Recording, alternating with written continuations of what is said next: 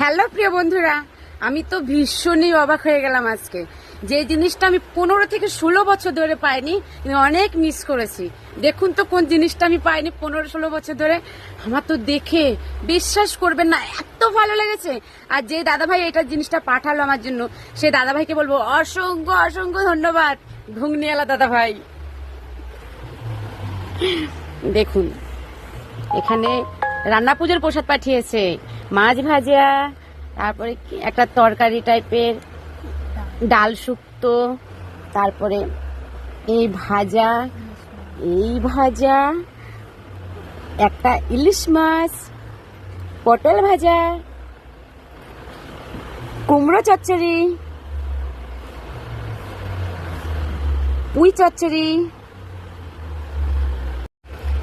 কলা ভাজা আছে, মালপোয়া আছে, পুলি পিঠে, আর যেটা সব থেকে ফেভারিট পান্তা। ভীষণই ভালো লাগছে, বিশ্বাস করবে না বন্ধুরা, আমি তো আজকে অনেক মজা করে খাবো। দেখুন কি সুন্দর লাগছে, তাই না? অনেক ভালো লাগছে সত্যি। একসাথে বয়ে মায়ের বেটি খেয়ে নিচ্ছি। চিচিঙ্গা ভাজা,